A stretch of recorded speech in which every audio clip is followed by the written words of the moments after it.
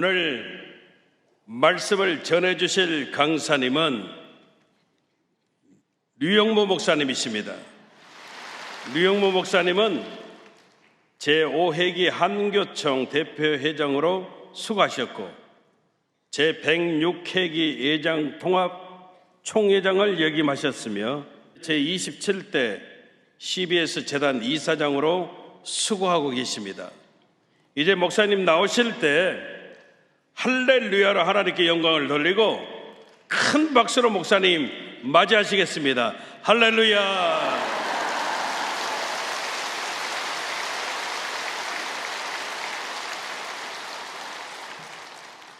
자주 만나니까 친정 식구 보는 것 같죠? 예. 이 예배당에 제가 여러분보다도 훨씬 더 먼저 앉아서 예배를 드린 최초의 예배자입니다. 믿거나 말거나 1973년도 빌리 그레함이 여의도 광장에 와서 복음 집회를 했잖아요. 그때 예배당을 건축하고 있었어요. 건축이 완공이 안 됐어요. 세면 바닥을 이렇게 깔아놓고 이곳에서 예배도 드리고 공부도 하고 그랬는데 제가 그때 신학생이었거든요. 그러니까 몇 살인가 재지 마세요. 예, 여기 앉아서 예배를 드렸습니다.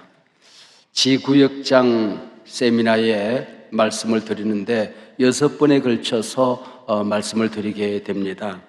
그 6번에 걸쳐서 제목을 잡는데 여러분들이 또 알는지 모르지만은 60년 전에 조영기 목사님이 쓴 효과적인 구역 운영 그런 책이 있어요. 알아요? 잘 모르죠? 네. 그 책이 전 세계를 뒤집어 놨거든요. 그 책에 그 목차를 참조하고 그것을 오늘날로 좀 바꾸어서 제가 강의 제목을 잡게 되었습니다. 이 효과적인 구역 운영 이 책을 영어로 번역을 했거든요. 영어로 번역하면서 구역을 뭐라고 그럴까 그러다가 이분이 홈세일 그룹 그렇게 번역을 했어요. 갈치 대가리 자르고 뿌리 자르고 홈 잘라내고 그룹 잘라내고 세일만 남았어요. 그래서 전 세계 구역 운동을 세일 교회 운동이라 그렇게 이름하잖아요. 그래서 그 전 세계에서 연구한 그 모든 책을 또 종합을 해서 제가 또 책을 몇 권 썼거든요. 그 책을 통해서 오늘 6번에 걸쳐서 말씀을 드리게 되었습니다. 첫 번째는 구역교회론, 구역교회론의 뭔가, 왜 우리는 구역교회론을 주장하는가 하는 얘기입니다. 주님의 심장을 쪼개면 주님의 심장 속에는 내가 있어요. 우리가 못나고 모자라고 약하고 넘어지고 그래도 주님의 심장을 쪼개면은 우리 하나님의 자녀들이 들어있단 말이에요. 그리고 그 안에는 교회가 있었어요. 프랑스의 한 병사가 유탄에 맞아서 수술을 받게 생겼어요. 그래서 수술을 하던 집도의가 조금만 더 깊이 박혔으면 큰일 날 뻔했습니다. 그랬더니 이 병사가 그렇게 얘기하더래요. 좀 더 파보시지요.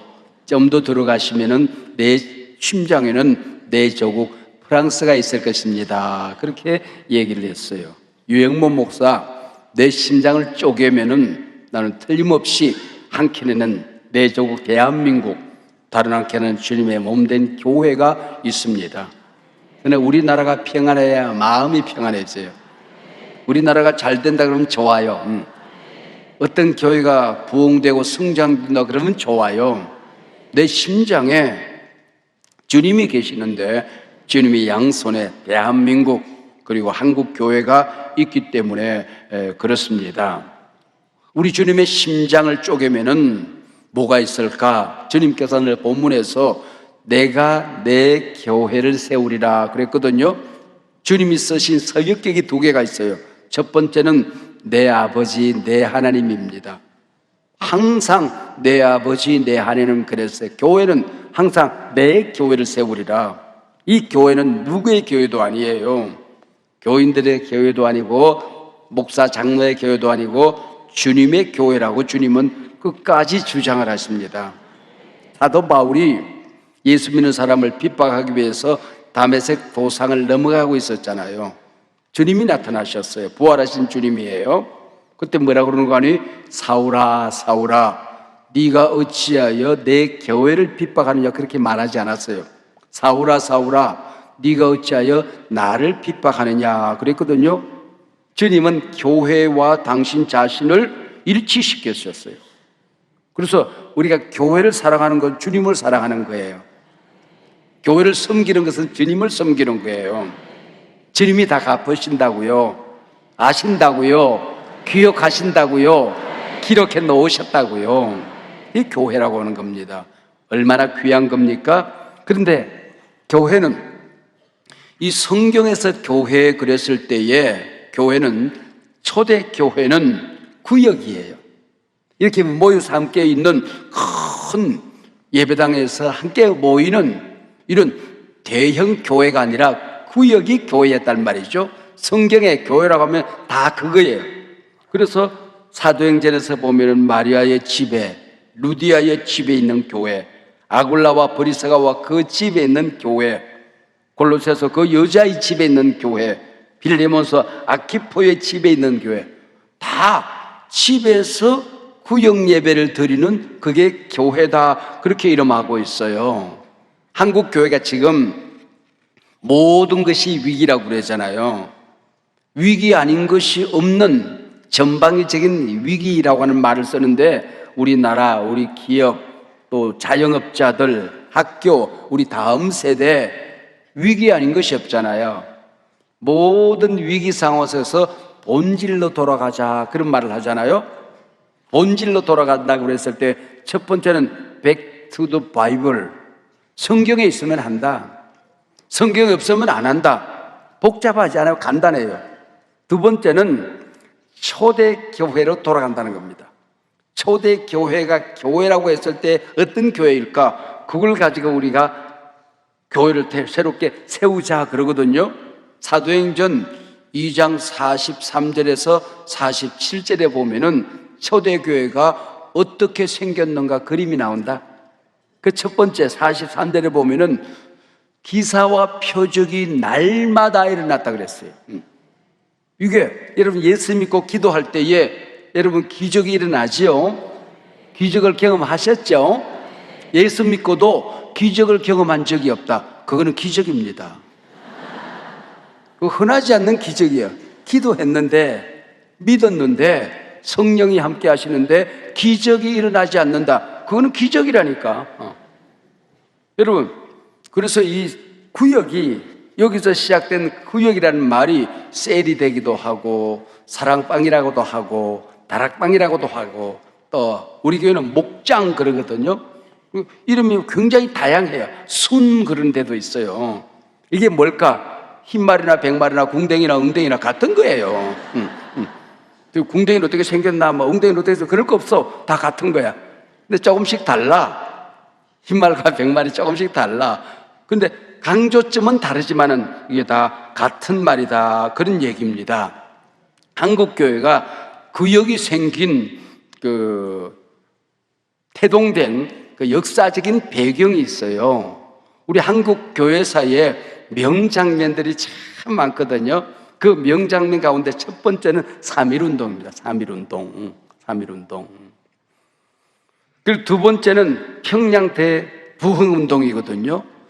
이 부흥운동이 일어날 때에 한국계 교인들이 한 10,000명쯤 되었어요. 근데 3.1운동이 일어날 때쯤 되니까 20만 명이 되었어요. 20만 명. 그 20만 명은 우리나라 국민이 그 당시에 1680만 명. 그러니까 20만 명이면 1.3%예요. 굉장히 적은 소수였죠. 근데 1.3%가 독립운동을 하는데 절반이 기독교인들이야. 절반이. 33인 가운데 16명, 목사님이 10명, 전도사님이 3명, 장로님이 2명, 집사님이 1분. 그렇게 하셔서 16명이에요. 그러니까 지극히 작은 소수들이 이 역사를 만들었어요. 모든 계획을 하는 청무 역할은 남강 이성훈 선생이 하는 겁니다. 이 운동은 교회가 맡아야 되겠다. 그래서 목사님을 찾아가요. 지도자 목사님들이 있는 데에 이 만세 운동을 목사님들이 맡아주세요 그러거든요. 그랬더니 목사님들이 복음을 전하는 목사가 사회운동에 참여하는 것은 옳지 않습니다 그랬어요. 그랬더니 남강 이성훈이 잘 박차고 벌떡 일어납니다. 나라를 빼앗긴 놈들이 예수 믿고 천당 가는 게 기독교입니까? 하나님께서 주신 강토를 잃어버린 놈들이 강토를 빼앗기 위해서 하나님 앞에 헌신하지 않는 게 기독교입니까? 백성들은 지옥 같은 세상에서 하루하루 살아가는데 예수 믿는 사람들은 혼자 예수 믿고 자기만 천당 가겠다고 하는 겁니까? 그분도 그렇지 않거든요. 그때 목사님들이 꼬꾸라져요. 하늘에서 들리는 음성과 같았다 그래요. 강토를 빼앗긴 놈들이 하늘에 음성으로 들었다는 것이죠. 그래서 이 운동을 일으키게 되는 거거든요. 명성황후가 일본 놈들의 손에 짓밟히지요. 발가벗김을 당하고 기름을 부어서 고종이 보는 데서 태워 죽여요. 이 고종이 실어증에 걸립니다. 밤잠을 못 잡니다. 그랬더니 선교사님들이 권총을 들고 언더우드, 에비슨, 헐버트 이런 분들이 고종의 침실을 지켜요. 그때에 고종이 잠자리에 들곤 하거든요. 들곤 합니다. 이렇게 우리 기독교는 신앙과 애국을 떼어놓고 생각하지 않았단 말이죠. 모든 애국자가 그리스도인은 아니에요.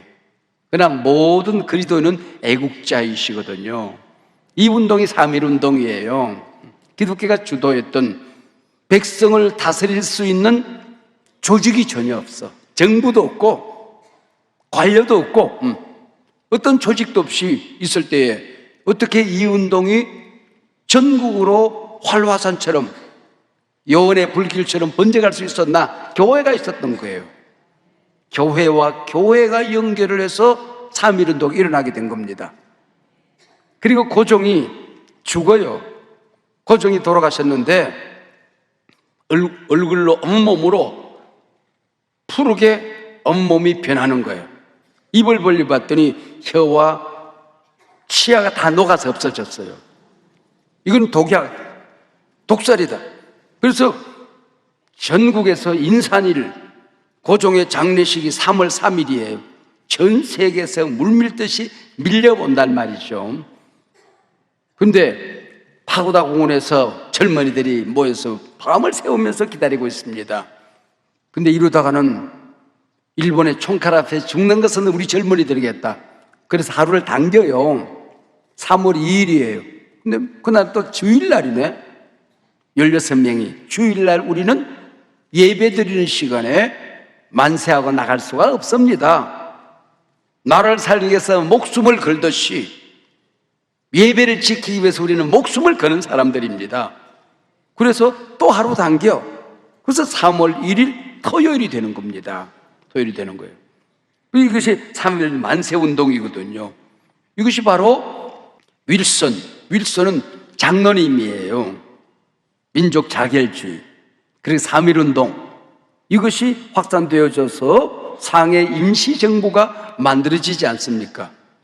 미국식 대통령제에 기독교 국가를 우리는 건설한다. 기독교 국가입니다. 대한민국이 설립된 왕정정치에서 민주정치로 가는 그 목적이 이 나라를 기독교 국가를 만들기 위해서 우리는 이 상해 임시정부를 세운다 그렇게 말했어요. 김규식이 말했던 거죠. 독립운동의 선봉자입니다. 김규식은 길바닥에 쓰레기 더미를 뒤지던 거지입니다. 거지. 이 거지 아이를 언더우드가 데리다가 언더우드 학당에 일본 학생으로 삼아요. 이름도 없었어요. 변갑입니다. 변갑이. 왜 변갑인고 하니 얘가 청명해서 번개같이 머리가 돌고 민첩해요. 그래서 번개비가 변가비가 된 거예요. 은도도가 이름을 줘요. 김규식이에요. 상해 임시정부의 지도자 아닙니까? 이렇게 해서 우리나라 세우는 임시정부를 낳았어요. 그 전에 있었던 1903년 원산 대부흥운동과 1907년에 있었던 대부흥운동은 그 당시 20만 명이 100만 구령운동으로 갔어요. 갑자기 사람들이 막 늘어나니까 선교사가 모자라. 그리고 목사님들도 별로 없어. 그래서 어떻게 하는 거 하니 10명의 교인이 모이면 한 사람의 리더를 세워요. 리더 오브 텐즈예요. 10명의 교인의 리더, 이걸 구역장 혹은 권찰 그렇게 이름했어요. 마펫이라는 선교사가 구역운동을 시작을 했어요. 원조는 우리 장로교회예요. 근데 이것이 어디로 가는 거니? 정기 목사님에게로 이게 넘어가는 거예요. 정기 목사님이 이걸 가지고 그냥 적당히 하던 걸 책을 써. 조직을 해. 5 시스템이야. 그래서 5명의 교인에 1명의 구역장을 세워. 5개의 구역이 모이면 한 사람의 지역장을 세워. 그게 지구역장이야. 알란가 몰라. 저기 목사님이 장로교회에서는 미안하지만은 교인들을 관리하는 시스템이었어요. 근데 목사님이 머리가 좋으셨던가 봐. 이걸 교회 성장과 교회의 본질로 만들어내는 거예요. 저기 목사님이 이 어려울 때에 나라를 살리는 두 가지가 바로 이 평신도들을, 이 모든 평신도들을 교회의 일꾼으로 만들어내는 겁니다. 전도사님, 목사님보다도 더 열정적인, 더 성령 충만한 교회를 살리기 위해서 애를 쓰는 인물로 만들어내는 게 바로 이게 효과적인 구역운동, 바로 평신도가 살아야 교회가 산다. 모든 사람은 교회의 리더다. You can be a leader. 당신도 구역장이 돼야 된다. 이 운동이 이게 한국을 살린 겁니다. 그리고 그 당시에 가난했잖아요. 때가 됐는데 끼니를 먹을 수가 없어요. 병이 드는데 병원 약국에 못 가요. 그러다가 성경을 읽고 내려가니까 요한 3서 2절이 있는 기라. 그래가지고는 성경에 많이도 안 나와. 근데 이 말씀이 그냥 화살처럼 쉿 날아서 목사님의 심장에 꽂힌 거야. 그래서 이것을 선포하기 시작했어요. 사랑하는 자야, 내 영혼이 잘됨 같이 범처가 잘 되고 강건하기를 원하노라. 주께서 역사하시면 가난한 자들이 부하게 되어집니다. 성령이 임재하시면 병든 자들이 낫습니다. 믿으시기 바랍니다. 할렐루야, 아멘. 이게 간단한데 이 말씀을 선포했더니 우리 한국에 가난한 사람들이 희망을 가지게 되는 거야. 하나님 살아계심을 이렇게 받아들이게 되는 거야, 이게. 그래가지고는 한국 교회를 배우자. 그리고 물밀듯이 밀려왔어. 그래가지고는 제일 먼저 간 게 영락교회를 갑니다. 근데 한경재 목사님이 너무 바쁘셨어. 한국을 대표해서 많은 일들을 감당하니까 인사만 하셨어. 한국에 오신 것을 환영합니다. 이러고 이제 돌려보낸 거야. 그리고 어디로 갈까? 갈 곳이 없어. 그래서 여기 왔어. 그래서 효과적인 구역운동이라는 걸 영어로 번역해서 그걸 가르쳤어. 그래가지고 전 세계로 흩어져서 미국의 랄프 네이버, 빌 베캠 이런 사람들이 이걸 배우기 시작했어. 싱가포르의 로렌스 콩이 젊은이까지. 그리고 저 보고타의 세자로까지. 이 세자르 목사님이 전 세계에서 구역을 제일 많이 만든 그런 목사님을 만들어내기 시작하는 거야. 그래서 전 세계에서 예배가 우리 인생의 최우선권을 가지듯이 구역 모임도 예배만큼 이거는 선택이 아니다. 옵션이 아니다. 필수다.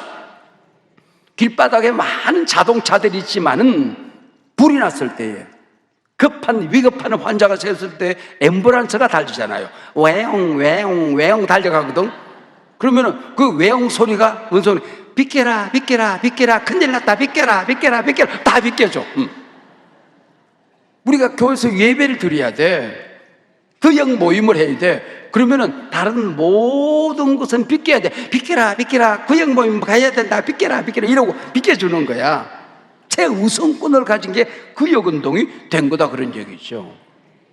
이게 사실은 종교개혁이 마틴 루터의 종교개혁이 세 가지 개혁입니다.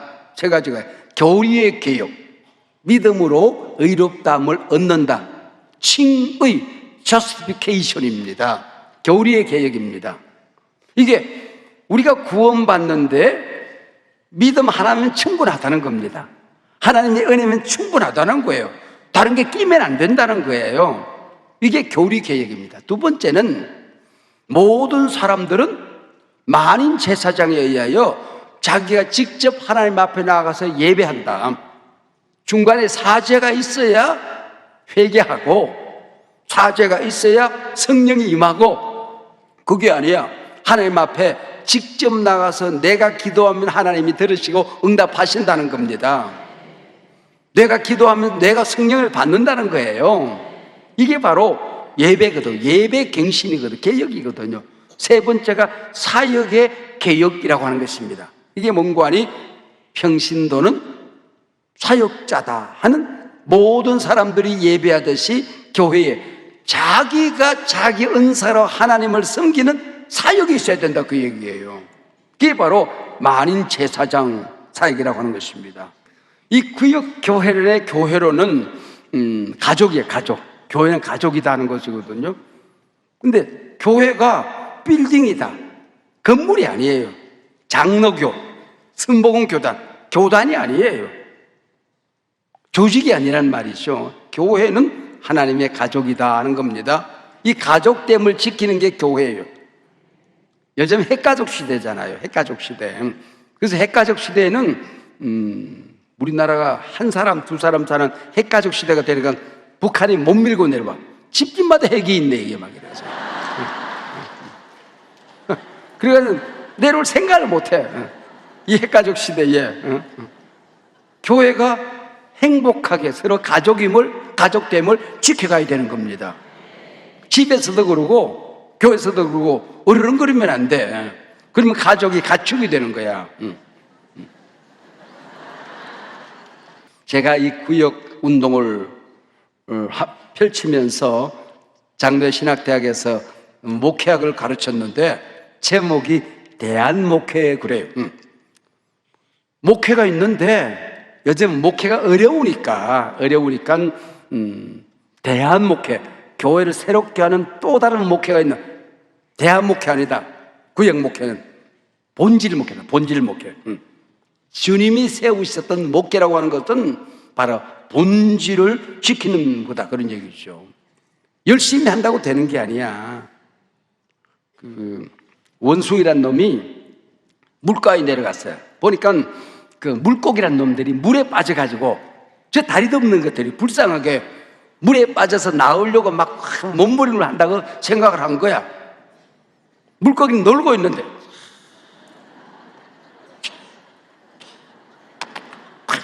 이거 놀고 있는데 저 불쌍한 것들 내가 건져내야지. 이 원숭이가 물속에 들어가지고는 그 물고기가 퍼덕퍼덕 잡아가지고는 모래사장으로 휙 던져. 그럼 물고기가 퍼덕퍼덕 하다가 죽거든. 아이고, 내가 진작 와야 되는데. 늦게 와가지고 저 물고기가 다 죽네. 그리고 그 다음날은 새벽에 일어나서 물고기 건지러 나갑니다. 물고기 살리겠다고. 그리고 새벽 주로 5시에 나가지고 물고기를 잡아 던져. 아이고, 이게 새벽만 가지고 안 되겠네. 우리 중간쯤 하루 잘라가지고 낮에도 나가자. 그래서 수요일 날 10시쯤 또 나가 막. 또 집어던져. 그래도 안 들어요. 금요일에는 우리가 한밤에 나가자. 그래가지고 밤중에 또 잡아 던져. 그렇게 열심히 한다고 되는 게 아니거든. 열심히 하는 것보다 중요한 것은 본질에 헌신하는 것입니다. 내 야심을 채우는 것이 아니라 하나님의 비전을 채워가는 것이다, 그 얘기죠. 주님이 세우기를 원했던 그 교회가 어떤 교회인가를 찾아내서 열심히 해야 된다 그런 것입니다. 이 구역운동하는 것은 수단이 아니라 본질이라고 하는 것을 우리가 알게 된다 그런 얘기죠. 위기시대에 이 축소시대라고 하는 요즘은 모든 것이 찌그러들어요. 기업도 이게 AI가 앞으로 다 일을 해서 일자리가 많이 찌그러져 축소되는 거예요. 아이들이 태어나잖아요. 교회가 점점 줄어드는 것은 어쩔 수 없는 세상이 돼버렸단 말이죠. 교인들은 늘어나지 않는데 목사들은 매일날 늘어나, 교회 중진들이 늘어나, 파이는 작아지고 있는데 먹을 사람이 많아진 시대를 축소시대라고 그러거든요.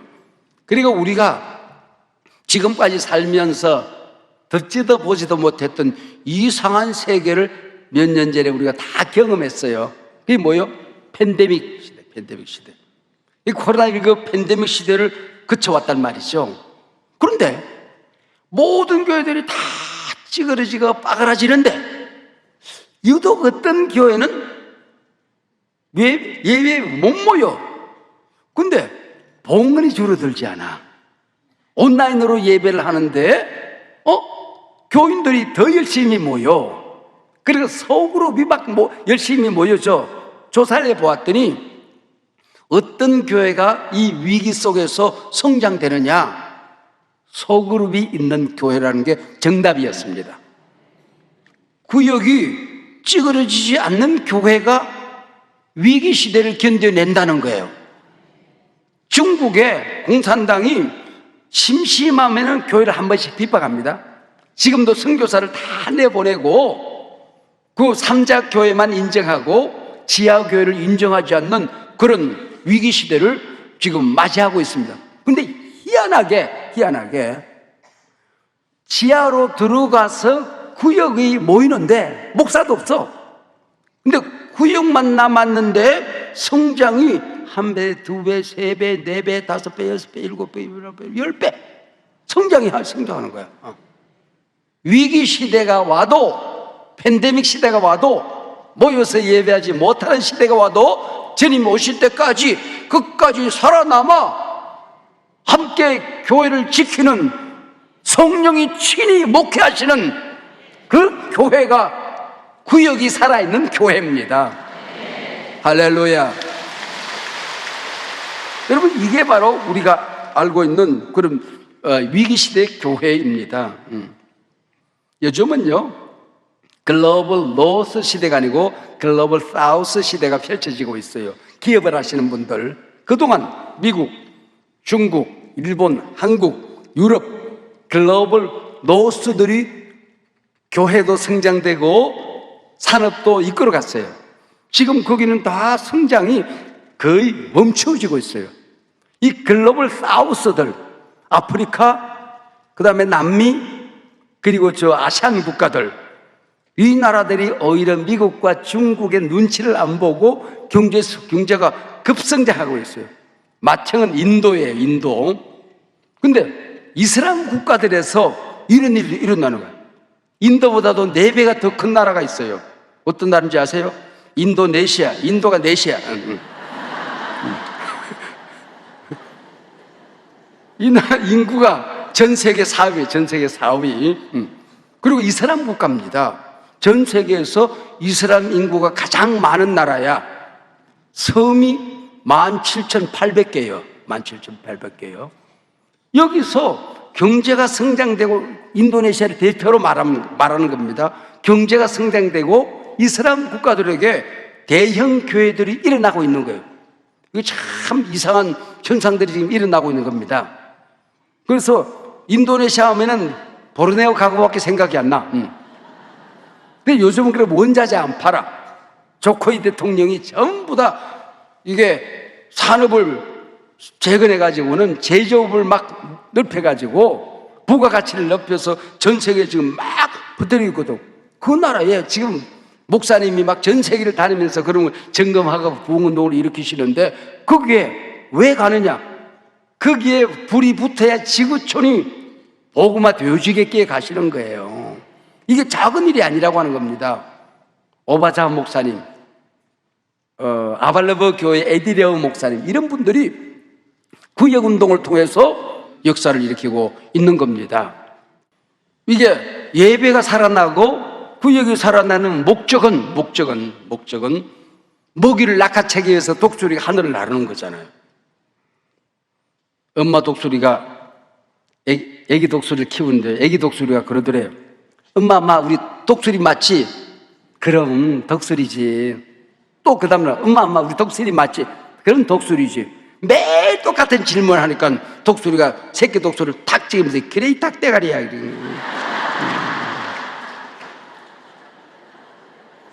하늘을 알지 못하는 성령의 임재가 사라지는, 그리고 하나님의 역사를 경험하지 못한 여러분의 교회가 이것만큼은 생명 걸고 지켜야 되는데 한국교회 성령운동을 지켜내야 됩니다. 위축되지 말아야 됩니다. 이 구역운동으로 한국교회를 살려야 됩니다. 번영신학이라고 그동안 비판하는 사람들이 있는데, 이런 세상적인 번영과 성공이 아니라 하나님 나라의 번영을 이루는 교회로 여러분이 우뚝 일어나야 됩니다.